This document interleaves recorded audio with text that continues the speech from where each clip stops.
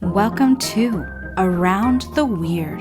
Here's your host, the museum curator of the strange and unusual, Mr. Nothing. Thank you, mysterious voice, and welcome back to Around the Weird, a booktube channel where I talk about all the unusual and out of the ordinary literature that I have found in my travels. Today it is Short Story Tuesday, so I wanted to talk about a short story about obsessing over other people and the loneliness found as a college freshman.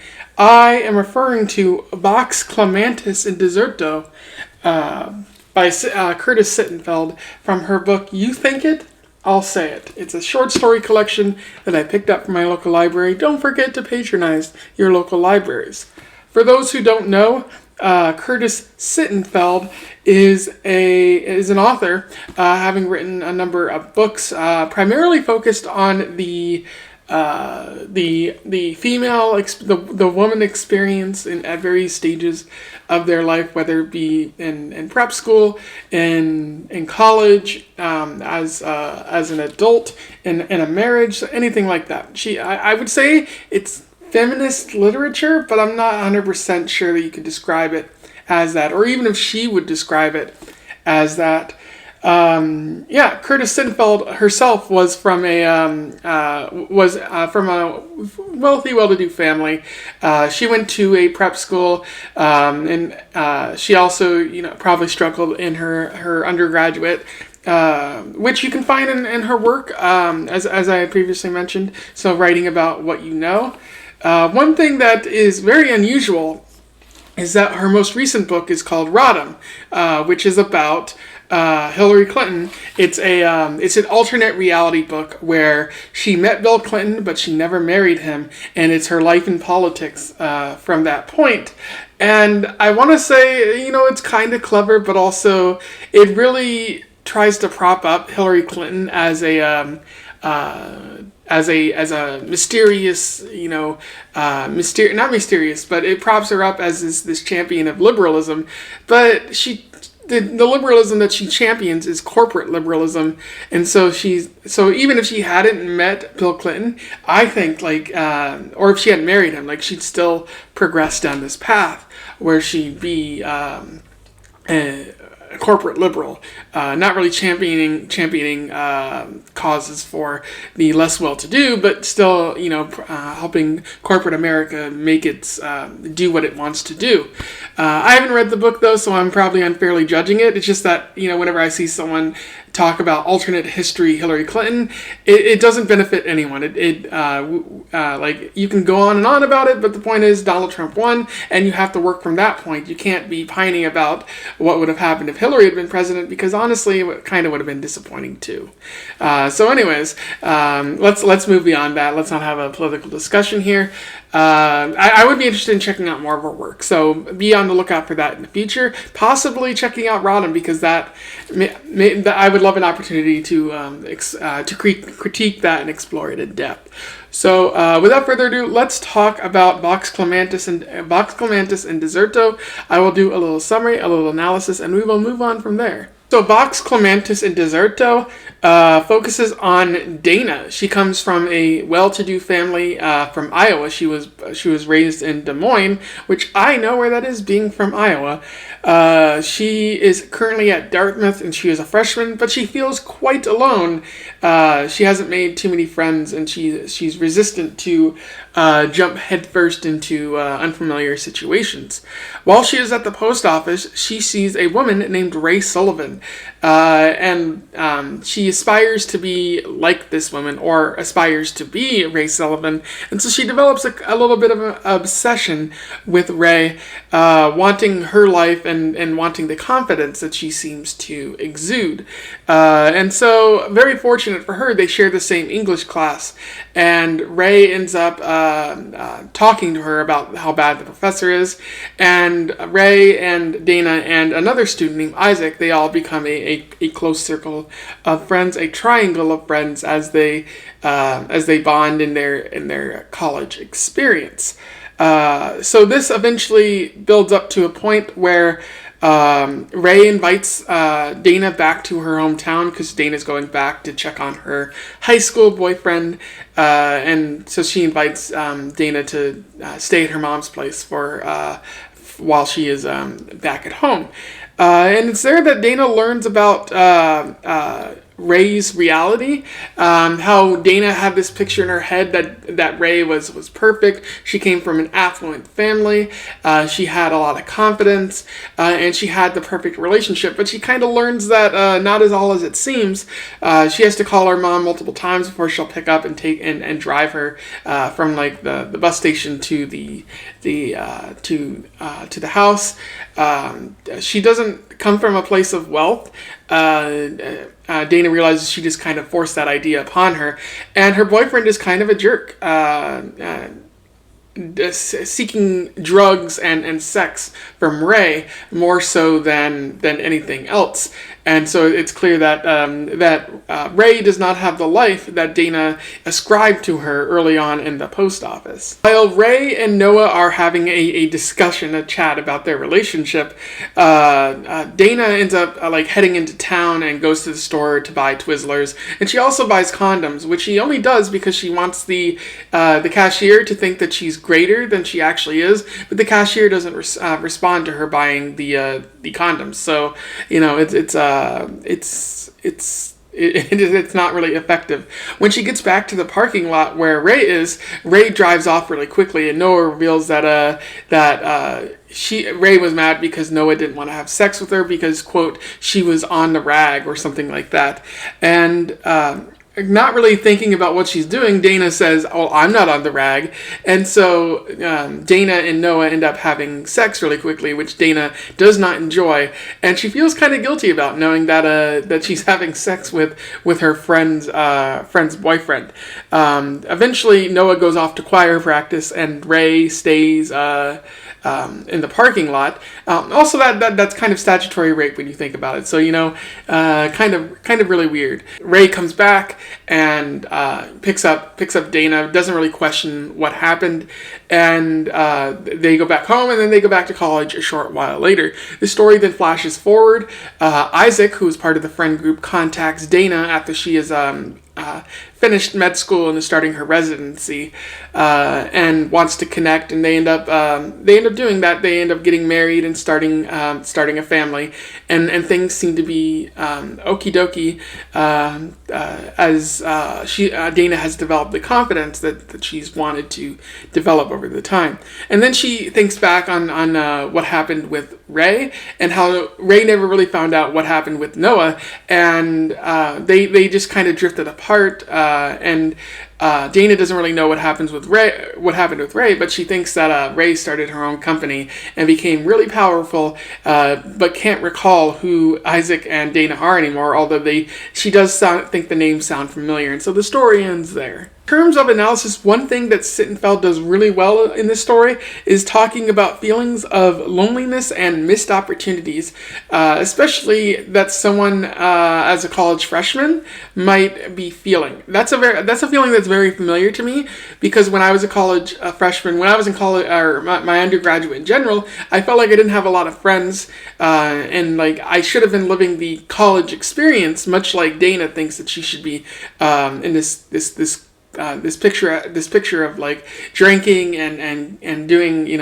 rowdy things as a college freshman, and I felt like I should have been there too, but things just never turned out that way, and I didn't realize that's just the college experience. It's different for everyone. I eventually managed to find some friends, especially in graduate school, and so things turned out to be better for me, much like they turned out better for Dana. But initially there is that feeling of loneliness and isolation and missed opportunities, and it might cause you to latch on to someone else and be like, oh, I want their life sounds so much better, so I can relate to it a little. This is also related to the title, Vox Clamentis and Deserto, which is Latin for a voice crying out in the wilderness. That's Dana right there. She is a voice crying out in the wilderness that is college, in her early young adulthood, trying to understand where her place is and how she's going to develop the confidence that's needed to progress in the future.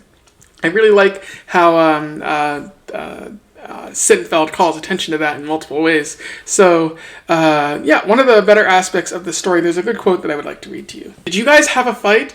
This was a nosier question than I'd have asked under normal circumstances, especially of a good-looking guy, but he was still in high school. Plus, Ray was or had been his girlfriend, and she wasn't prettier than I was. And then I understood, with a weird revelatory kind of internal kick, what had drawn me to Ray in the post office. Since arriving at Dartmouth, I'd felt my own lack of prettiness as a humming, low-level failure. I wasn't singularly unattractive. My existence wasn't a crime, but I also wasn't in an environment of youth and affluence, fulfilling my part of the social contract.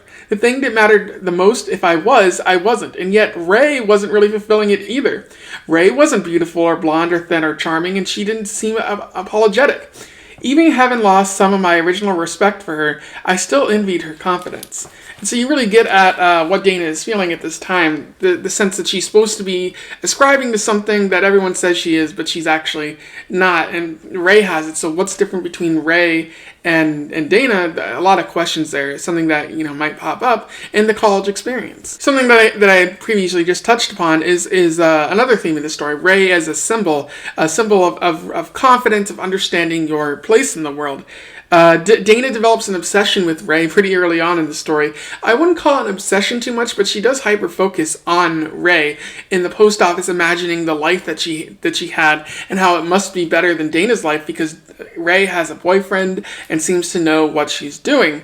And so for Dana, Ray is a symbol of what could be for her, of who she wants to be, of how her life could be a little bit different. And so she's happy that she's friends with Ray because maybe some of that confidence will rub off on her. Maybe it'll help her become a better person. Who knows? But we quickly find out that this is an illusion for Dana, because Ray isn't at all what Dana has subscribed to her. She meets some of Dana's old friends in the college dorm, and they even say, "Why are you friends with Ray? Isn't she a bit annoying?" And so the illusion begins to peel away little by little. And then when she visits Ray's hometown with her, she discovers that Ray doesn't have the life that Dana thought she did. She's not from a place of wealth. Her relationship is barely hanging on, and her relationship with her parents isn't all that great too. There's another quote I would like to read to you. "The car was a standard, and I could feel how my earlier self would have been impressed by Ray's casual ability to drive it, seeing her possession of a skill I lacked as in keeping with her general aura of coolness. But there was more and more evidence, starting with the discovery that she was dating someone younger, then reinforced by Sally's comments outside the dining hall, that I'd invented my original idea of Ray, that really, the only person who perceived Ray as cool at all was me. And she hadn't pretended. I had misconstrued. I also, of course, hadn't understood until seeing her mother's house that Ray didn't come from a rich family. Her boarding school degree and her New Englandish hippie clothes had confused me because I was easily confused. I realized that, presumably by Ray's standards, if not by my own, I came from a rich family after all. I had taken out no college loans and was receiving no financial assistance. The decor of my parents' house in Des Moines wasn't that different from the decor of Ray's mother's house. Wall-to-wall carpet, faded sofas and chairs, shiny walnut tables, but my parents' house was much bigger." And so right there, you get the shattering of the illusion right before Dana's eyes. Like everything's coming together, and she realized that she misconstrued who Ray was, possibly because if she creates this perfect person, it's someone she can ascribe to, and it can make her initial college years much easier than they currently are. There's also an element of the story of overcoming social expectations that Ray can help her be. That isn't as well defined. There's a part where Dana is saying that she felt she needs to be pretty or something like that, and I feel like Sittenfeld doesn't really develop that beyond that. Like, is there a social expectation to be pretty? Who's telling her that? Nobody has been telling her that, so why does she personally believe that? Maybe she's been seeing media messages, but Sittenfeld doesn't do enough work work to get to that point, or let us know that those are some expectations. So it's a weaker point in the story, but I don't think it tears away too much from it. The only issue that I have with this story is the prose. It's somewhat difficult to read at times, and I think a large part of that is the word uses that Sittenfeld relies on here. Allow me to read you a quote from this. I had found the term boot and rally so anthropologically interesting that I'd shared it with my parents, thereby disturbing my mother. I had a strong sense that, among these poised, preppy, winsomely eating disordered girls, I couldn't compete for male attention. Faced with the enticements of such creatures, what boy would want my dowdy Iowan virginity? And to that, I just say, like, she's using a lot of large words. And that's not just the problem with this specific story. Throughout this entire collection, she uses much larger words when smaller words would suffice. So I don't know if she's just proud of her vocabulary or, like, I don't know what it is exactly, but it has a way of taking me out of the story. It's like, okay, I get it. You have a large vocabulary and you're using large words in every instance. I feel like if she had half that, like, the story would have still been interesting, and like her prose would have been fine. But here, you kind of notice that she's partial to larger words, and it really seems obnoxious in my opinion. Eschew ostentatious eruditions, as they say. Don't use large words. I wouldn't say it's a giant problem. Maybe this is just how she talks or thinks, but I don't think a large percentage of people talk or think like Dana does in this story. And so it does feel a little bit unrealistic at times, too. Those were my thoughts on Vox Clamentis and Deserto, A Voice Crying Out in the Wilderness, from the short story collection You Think It, I'll Say It. A pretty wonderful collection of short stories, and a very good short story, too. Although I think her writing is obnoxious at times, I do like her prose, and I do love the stories in here. Characters sort of realizing that there's something wrong in their life, and often woman characters, and that moment of realizing leading toward them trying to make a change in the future and coming off a bit better for the outcome. So a pretty wonderful short story collection. I'm going to recommend that you find it if you can. Also, maybe just seek out more of Curtis Sittenfeld's work. If you have something to say about my review or you read this before, feel free to comment below. Let's have a discussion about loneliness in college. Otherwise, don't forget to like, share, and subscribe so that more people can find out about Curtis Sittenfeld. And until then, I wish you the best of luck in your weird and wild travels. Farewell.